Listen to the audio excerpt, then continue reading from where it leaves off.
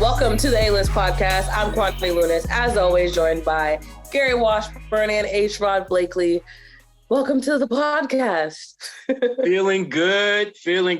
My team's going to a bowl game. The Celtics are winning. Right. Everything is coming up roses for your boy. All right. The bowl game will not be mentioned because another team had to suffer in order to Pigeons? Those BC Pigeons? It's all good.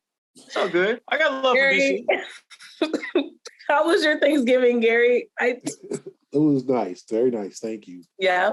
Yep. I'm glad to hear that. I had some turkey too. Oh, good for you. Congratulations. I have no issue with turkeys. And pigeons. Kwani, how was Thanksgiving in Jersey? It was amazing. I was able, obviously, to celebrate Thanksgiving, but my dad's birthday was also during the weekend, so we went bowling. Shout out to Kwani's dad, who deals with like the most difficult students in the world to deal with. You went bowling? Yeah, we went bowling, and there was like a little arcade in there, so we played air hockey and a little basketball. My mom beat me at air hockey, and she wasn't even trying, so I'm still bitter about that. Wow. But we're a very competitive family, so it was a good time. So you got multiple L's this weekend. I did. I'm not. Why'd you have to put it like that? You're right. My dad won both bowling rounds, so I really did take a lot of L's. What about your brother? My brother's I lied. I won the Pop-A-Shot contest against both of my brothers. Wow. Okay. They're taller than me, so I think that should alleviate the L's that I took, hopefully. I think we're good on that one. Okay. But thankfully, the Celtics, they're doing a little better than others. And then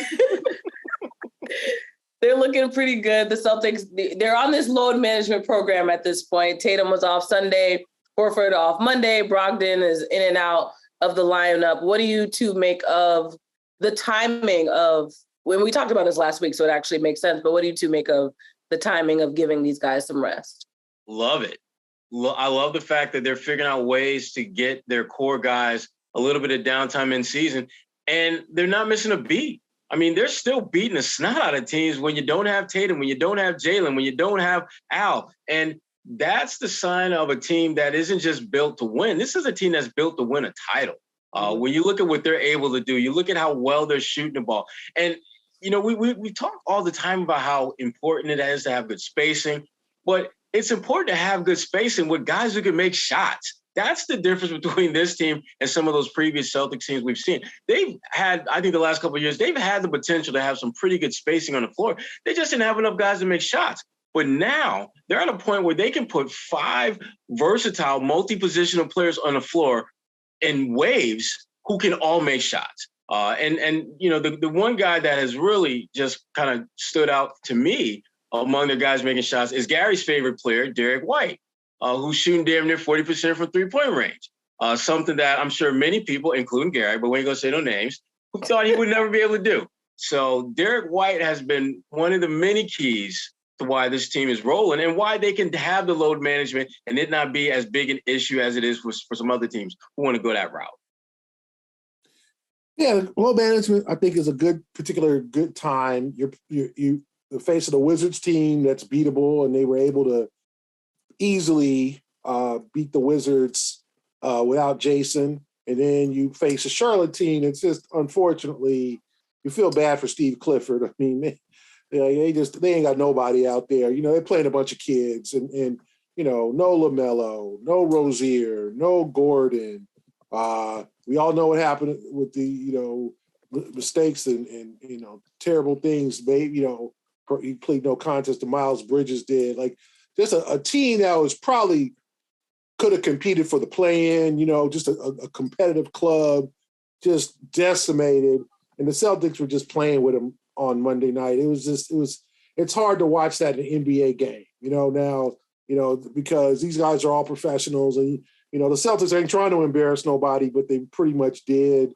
You know, they got up 30 and, you know, but, you know, without Jalen, and without Al. So I think it was a good time to rest because now the rubber hits the road. 2 games against Miami and then that treacherous road trip to Brooklyn, Toronto, Phoenix, Golden State, LA, and LA.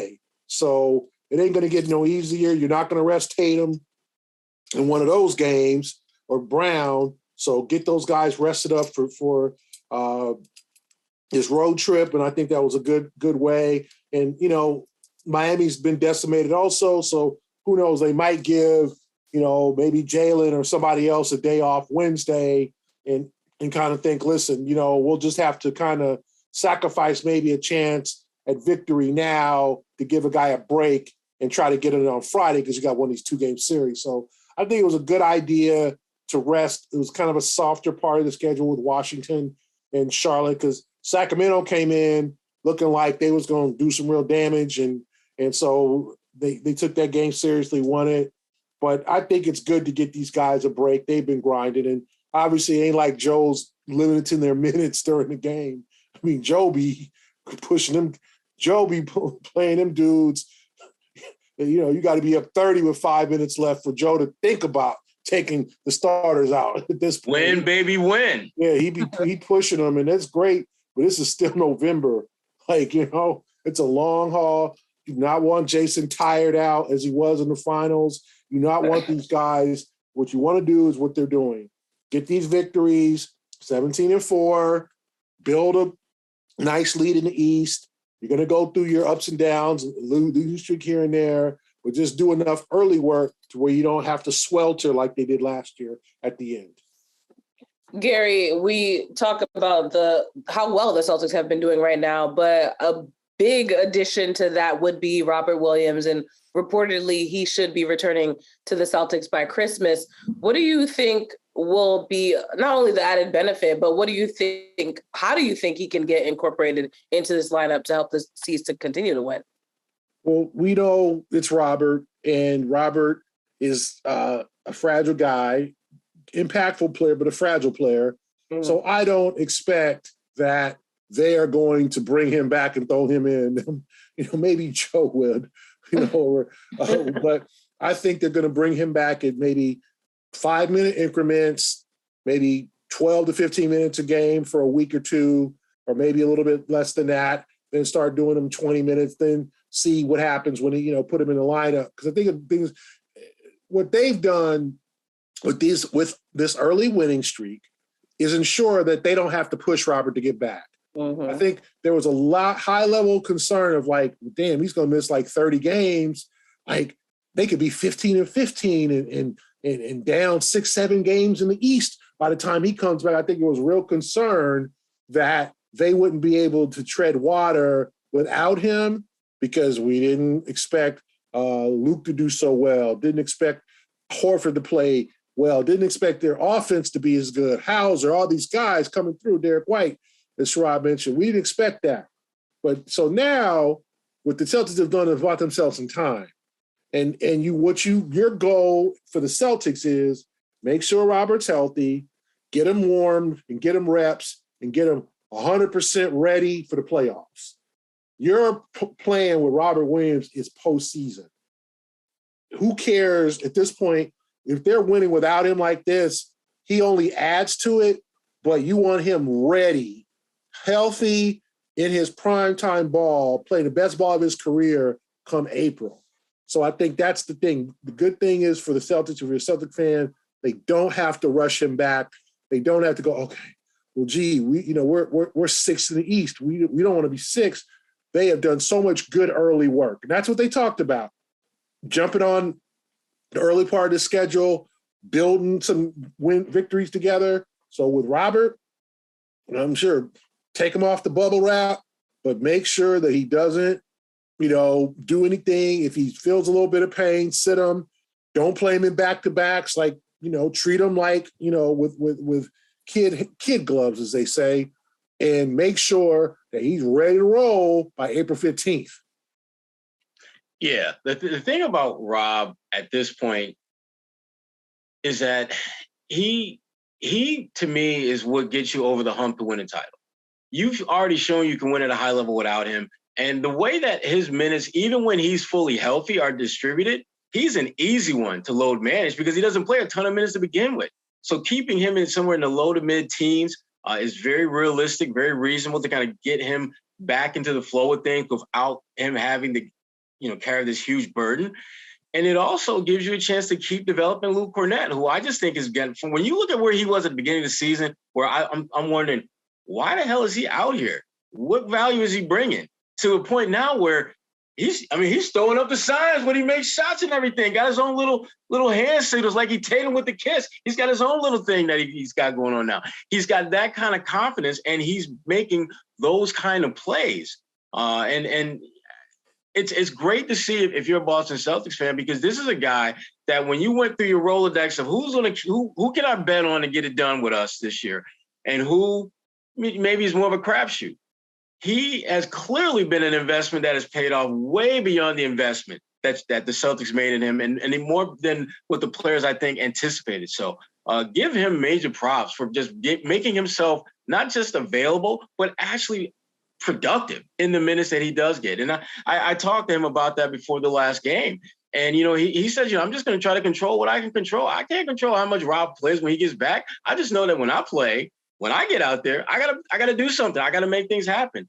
And I think for him, part of that has to do with the fact that him just becoming more comfortable with the guys around him, and the guys having more confidence in him. It seemed when he was out there early on, he was just like a 7 foot and some change mannequin out there, where he would get to a spot and that's it. He wasn't trying to do anything. But now he's looking to rebound. He's looking to do that kind of funky defense that he plays, but it works for him more times than not. He's making his presence felt. He's scoring the ball a little bit. He's doing the things that you want a guy to do when you know that they're on limited minutes, that they're going to be your regular guy.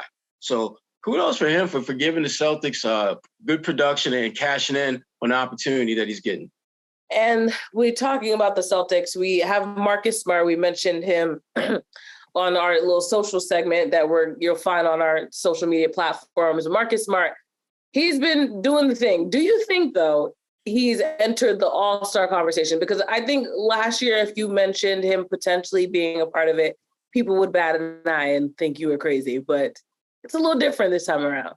It's a little different this time around. I think he is almost in the conversation. And I say that because statistically, he's not going to be one of the top 3 or 4 point guards in the Eastern Conference. Right. But if the Celtics continue to pull away in the Eastern Conference, teams are typically rewarded with one more All-Star than they probably deserve if they're having a significant amount of success. And Tatum is a no-brainer All-Star. Hell, he's MVP candidate. I think Jaylen Brown has done more than enough to distinguish himself as one of the best guards, not just in the Eastern Conference, but in the NBA. And I think Marcus Smart, this could be the year where he gets that little extra something. Because remember, for the reserves, they're chosen by coaches. And the coaches typically reward winning teams, winning situations. And as we, as Gary alluded to earlier, I mean, Marcus is a glue guy. This team does not have the success that it has had over the last, some odd years without Marcus Smart. And people, I think, have to realize that the last couple of years have been the only time in his time as a Celtic where he was given the keys to the engine and allowed to be a playmaker. This is the same guy that had to play second fiddle in terms of playmaking to Kyrie Irving and Isaiah Thomas and Kemba Walker, all established multi-all-stars, and understandably so why he had to play second fiddle to them. But now with those guys gone and where there's no clear playmaker per se that he's got to basically take a back seat to, Marcus has shown his ability to be a leader, not only in terms of his words and his actions, but also with his play. And the way that this team is winning, it would not shock me if they finish with the best record in the Eastern Conference. And if they're up by like 5, 6, 7 games at that point, it wouldn't shock me if the coaches decided to give Marcus one of those reserve all-star nods. Yeah, I do think he has opportunity. I'll say this about Marcus. He has very much adjusted his game. I'm looking at his stats. He's taking 9.3 shots a game, his lowest since 2017-18. He's taken 5.1 3-pointers a game, which is, remember, 3 years ago, in the shortened season in the bubble, he took almost 7 a game. So he's lowered his 3-point attempts, and his average is 35%. That's exactly what you want out of Marcus. Marcus unless it's just he hits a hot streak, is never going to be a 40% three-point shooter. You just don't want him at 30%. You want him in the mid-30s. That's fine. 35.1%, 7.5 assists, 11.6 points, 1.1 steals. He's shooting overall 41%, 44% from the field, 2-point shots, which I think is important, 55% on 2-point shots, the career high 55%. So he is efficient in the paint. Those are paint shots. Those are when he's getting to the basket, getting to the rim. That's impressive that he has improved his offensive game. His efficient field goal percentage, 53.7. Effective field goal percentage, 53.7. His career is 47%. So he is having offensively one of his best years. Not scoring average because he's not taking as many shots. But his best scoring year, 2019-20, he shot 37.5% from the field. Okay, that's not good. He averaged 13 points a game because he was chucking them up. Now he's shooting 2 fewer shots. His average is up to 44.1%. That's good for a guard. 35.1% is average for a three-point shooter. That's good. That's average. All you want from Marcus, you want him to be able to hit the three. You don't want him shooting 12 a game, and he's probably never going to get to that 40% plateau. But 35 is good for him. So I think overall, 85% from the line, career high. So Marcus had offensively a very, very good year in addition to being a good ball distributor. His turnovers are low. He has a 7.5 assist, so 7.5 to 2 assist to turnover ratio. That's good because last year was 6 to 2. So he's averaging an assist and a half more per game and the same amount of turnovers. So he's cutting down on those silly plays, the ball off the backboard to Tatum. He listens to our podcast. Yes, he still takes some chances here and there. Some like, Marcus, why'd you do that? But they're a lot less than they were a couple of years ago when that 19-20 team, I think he was really trying to do too much. He was trying to be that third guy. This time, he's that third guy, but there's Brogdon, there's White, there's other guys who can score. So Marcus doesn't need to average 15, 16 points a game. He doesn't need to be the third leading scorer on the team. They got other guys, and I think he's comfortable with that. Because I think his argument, which I get, was, well, shoot, have somebody else step up then. Have somebody else take the big shot then. Who's going to do it? Like, I'll do it. I'll take the criticism. Now, he's like, you got Jason, you got Jalen, Al here and there, Brogdon, White, you got guys who can hit shots. So I'm sure Marcus is like, shoot, this is making my job. I don't have to be a scorer. So I think it's good. The less shots he takes, the better. And then he has worked on that post game where he can get to the rim, uses his size. That has been a big development in his game to me, is just the ability to post up, to get to the rim. He's become more crafty, shooting off the rim, doing that play a couple of days ago. He did the Euro step.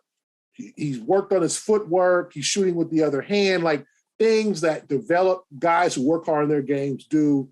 So I think he has a shot, especially if the Celtics are running away in the East or the number 1 and number 2 seed, because you got to think Middleton, there's going to be a spot left because Middleton is not played yet this year for Milwaukee. So Milwaukee, if you go down the East, you're like, okay, who's going to make the All-Star team? Is Kyrie going to make it? No. So there's a few, okay, Jason, KD. Other than that, like, there's not a lot of like, oh, he's in, like, oh, that's a must. If you look at me, I'm sure Donovan Mitchell will be in Salt Lake City back in his old stomping grounds. If you look, Trae Young, I'm sure, obviously. If you look down the East, there's going to be some potential a spot or two open because there's going to be some newcomers on this team. Remember, likely no Kyrie, likely no Chris Middleton. So Milwaukee's not sending 3 or 4 guys. Milwaukee will probably send just Giannis. So the Celtics do have a chance to get 3 All-Stars. Sherrod, where do you think Marcus stacks up against in the East, the other guards in the East, point guards specifically? Oh, goodness. If you're talking about, see, with Marcus, you've got to look at it from 2 different lenses. You got to look at statistical stacking up and impactful stacking up. If you're looking at the stacks, he does not look good against a lot of the guys. Garland, Kyrie, Halliburton, you go down the list, there's like maybe 4 or 5 that are in that all-star talent conversation. And Marcus does not stack up particularly well against him. But when you talk about impact, talk about winning, which again, I go back to the fact that Marcus, if he's going to get in, he's going to be voted in by the coaches. So you go and look. So that's why my focus when it comes to Marcus and his all-star candidacy is more about what the coaches are looking for than what you and I and fans and media look for. They look for winners. They look for impactful players. They look for guys who can move the needle in a way that takes you from being mediocre to above average, or from slightly above average to being a title contender. Marcus checks off a lot of those boxes with his defense, with his improved shooting ability, more selective in his shot taking now in a good way. And he'll still have those stretches where you're like, damn, Marcus, what the hell are you doing? And that's okay. Because right now, those moments are so few and far between compared to what we've seen in previous years. And that's one of the reasons why I think he does have a really good shot if the Celtics can keep winning, because the decision won't be left to you or me or fans. It'll be left to the coaches, the folks who game plan against Boston every night, the ones who, when they're going back and preparing, their video cuts of what Celtics are doing well and what they're not doing well. He's someone that stands out with what he does defensively, his decision-making as a point guard. I mean, he had damn near a double-double in the first quarter the other night. I mean, that's insane for any player, let alone, a guy, Marcus, who's not known for his scoring and playmaking. So I think he does have a good shot based in large part because the decision makers who will be making that call are coaches and not players, not fans. And that's definitely to his benefit. Well, if you have a small business, let's pivot a little bit. We have to talk about Indeed, because as you guys that listen on the regular have probably already heard, no one has a business like yours with its strengths and challenges. So to succeed, you're going to need a hiring partner that adapts to those needs. And that, of course, is Indeed. They are the hiring platform where you can attract, interview, and hire all in one place.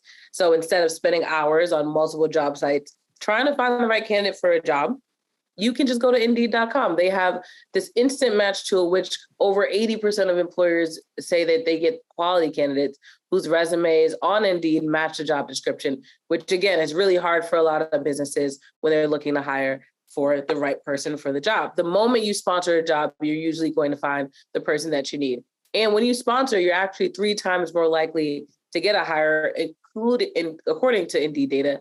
With Indeed, you can select for the skills that matter most to you, add from a selection of over 100 Indeed assessment tests to the job post, and that'll help you hone in on the candidate that you need with the right skills as soon as possible. Even better, Indeed is actually the only job site where you can pay for applications that meet those must-have requirements. If you're looking to hire, you can do that right now with a $75 sponsored job credit to upgrade your job post at Indeed.com/A-list. Offer good for a limited time. You can claim that $75 credit. Again, we're talking about the holiday season. We're all trying to save where we can. So all you have to do is go to Indeed.com/A-list and that'll help you save $75 on that job post. Again, that's Indeed.com/A-list. Terms and conditions apply. Need to hire, you need Indeed. We talked about Marcus Smart. Another person that's stood out for various reasons for this Celtics team is Blake Griffin. He is looking, I don't know if we're going to get this consistently, but he was looking pretty good on Monday night. Do you think he's the fill-in big that the Celtics are looking for? Obviously, when we talk about load management for Al Horford, can Blake Griffin be that guy? Or was that just a spark in a pan? Is that the term?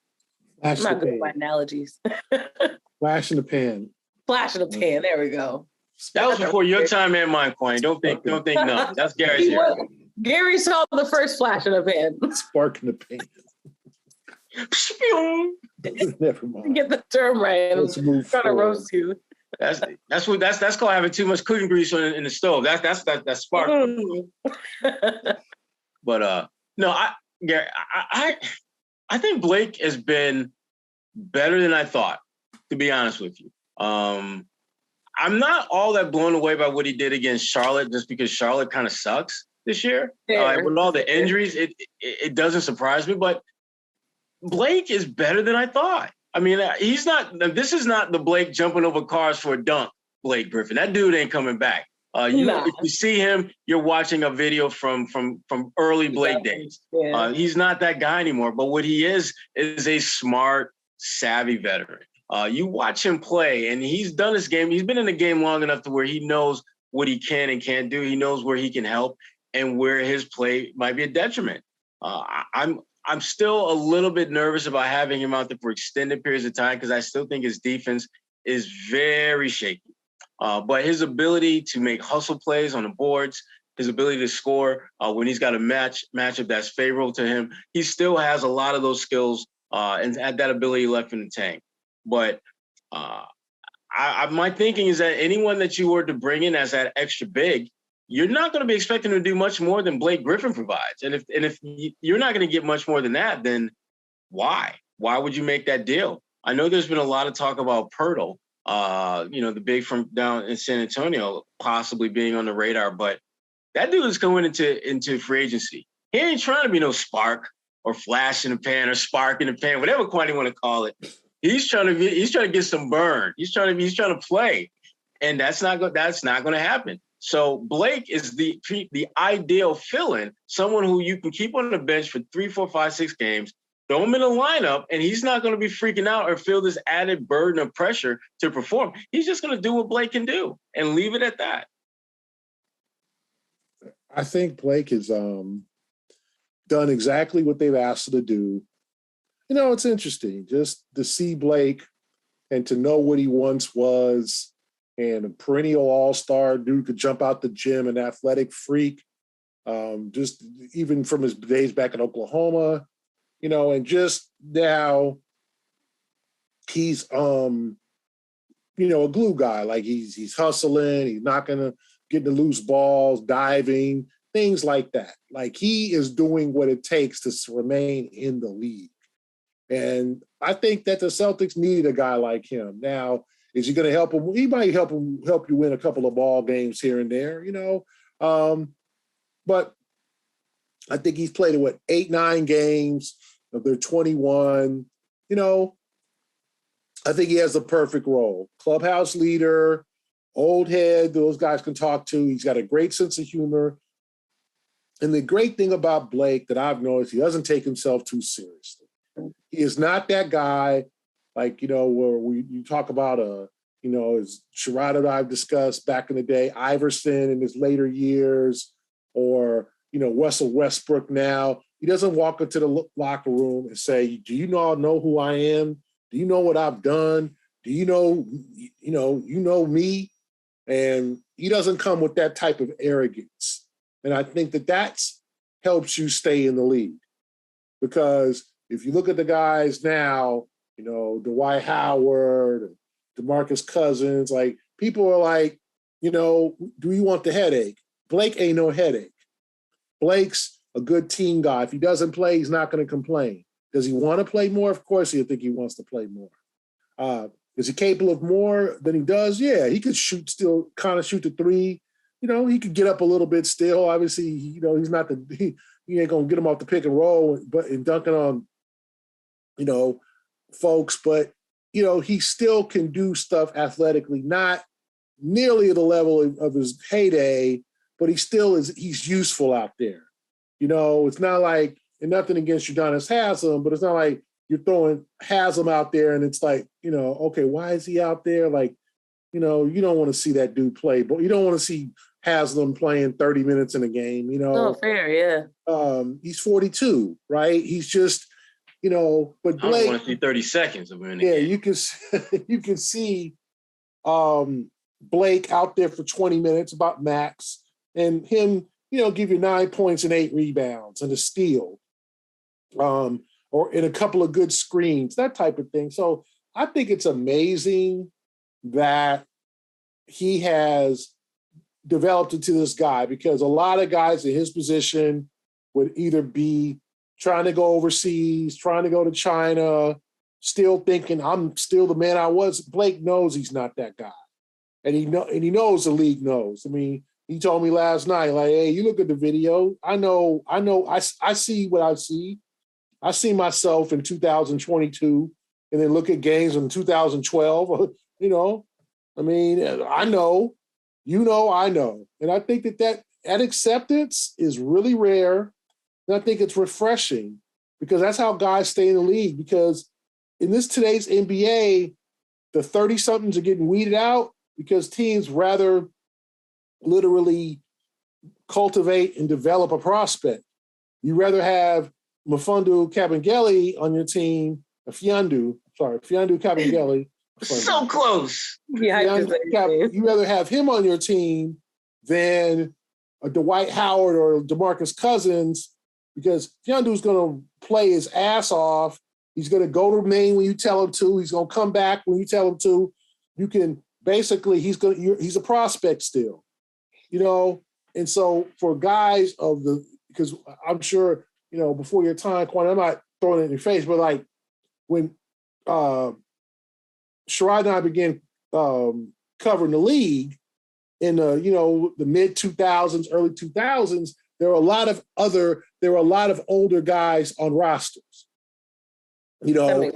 because those dudes are old heads. They were sages.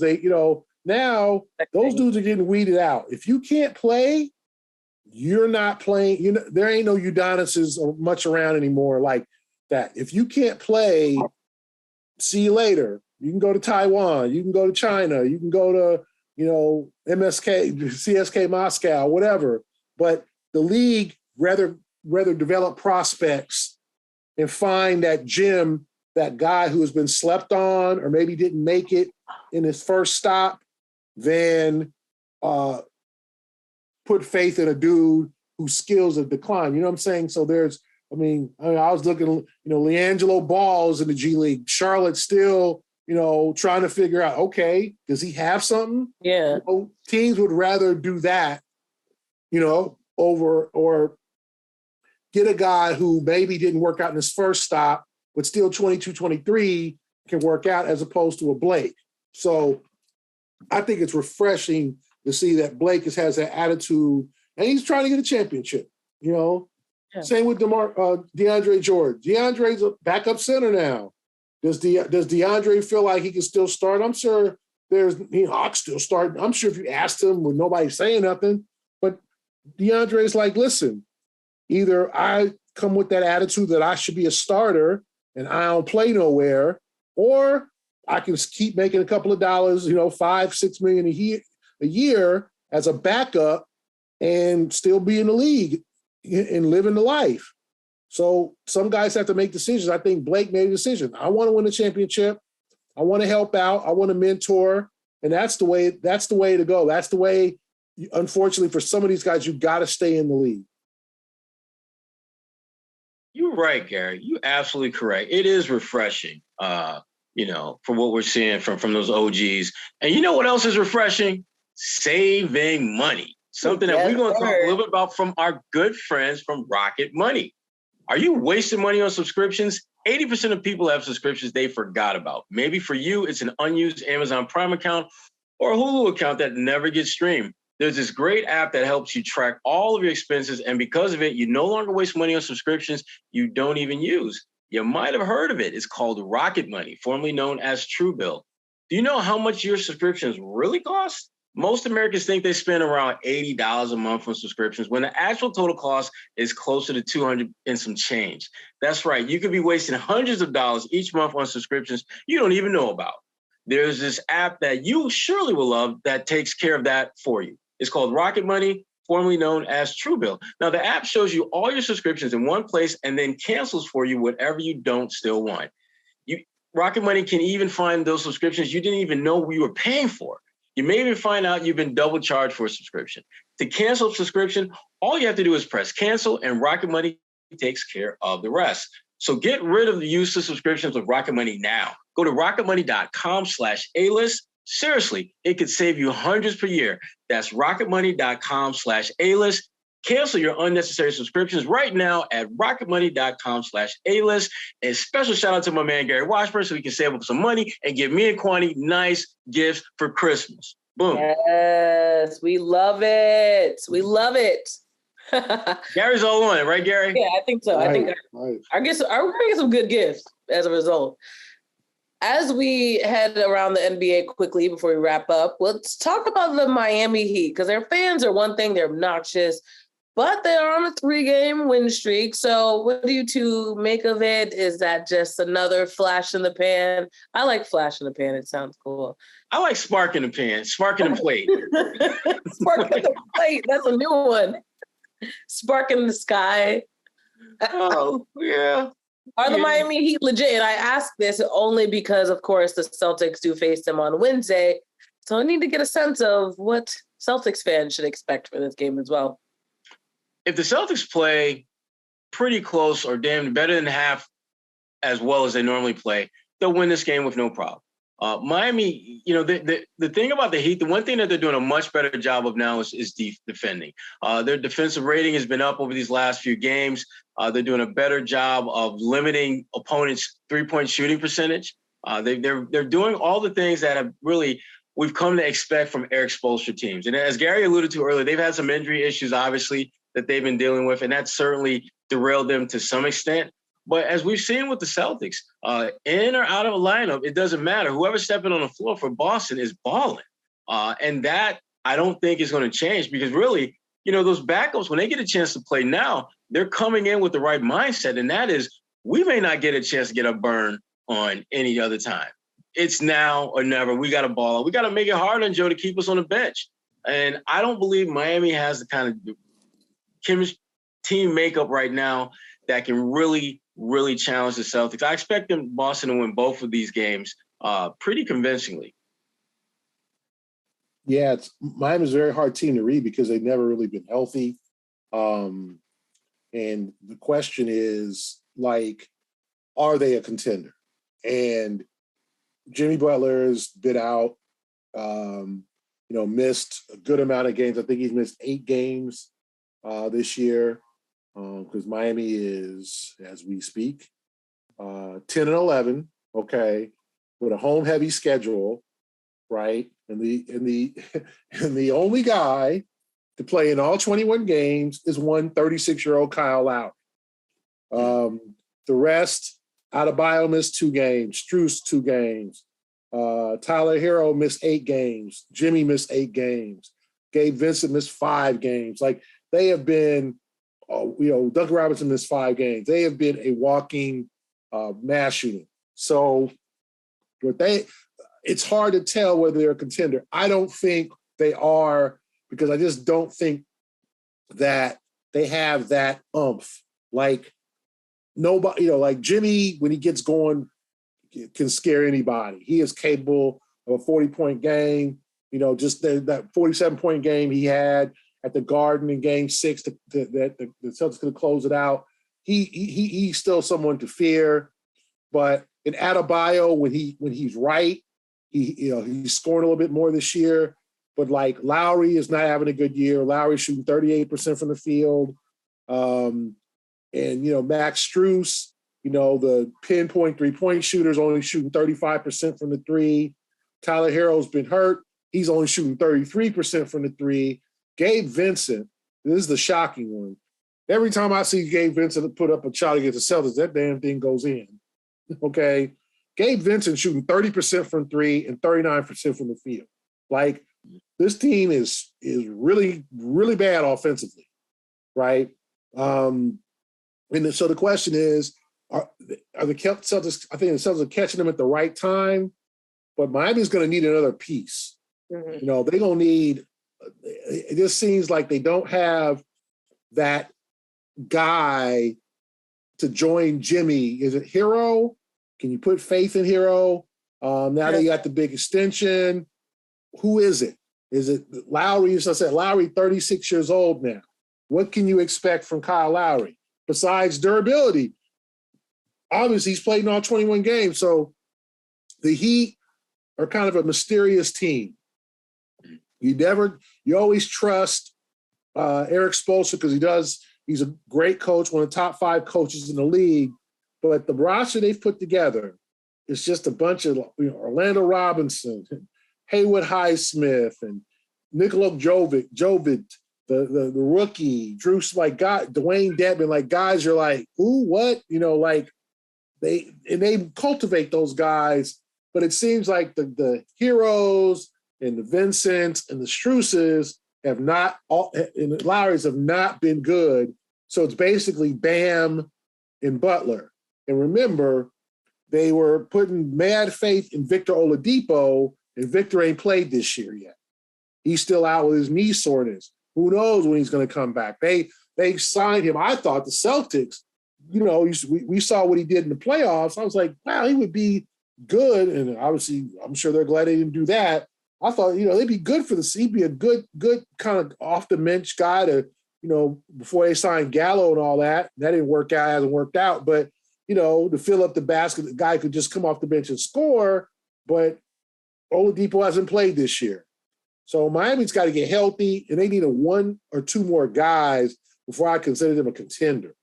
Although I think it'll be 2 very good games, a rivalry. The teams play each other hard. Adebayo's always been a problem for the Celtics, so I don't expect them to easily just, put them away. But I do think the Celtics got definitely more talent and should win both games.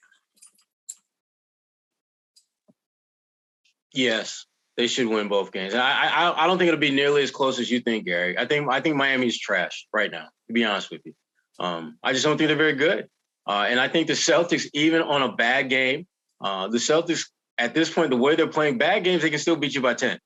The way they're playing, the way their defense is starting to kind of show signs of figuring things out. Because we're 20-some games into the season, but the first 10 or so, they were like bottom 5, bottom 10 in almost every defensive category. Since then, they've been somewhere closer to the middle of the pack. When your offense is clicking the way theirs is, if your defense can be average, your whole team is going to be exceptionally well put together and win a lot of games, which we're seeing. So I'm not worried too much about the Heat. The Brooklyn game on Sunday, that's going to be kind of interesting. That was going to be interesting. But for now, the Heat should be the focus, and I think the Celtics should win both of those games pretty comfortably. For H. Rod Blakely and Gary Washburn, I'm Connie Lunis. This is the A-List Podcast. Come back next week, and we'll give you more.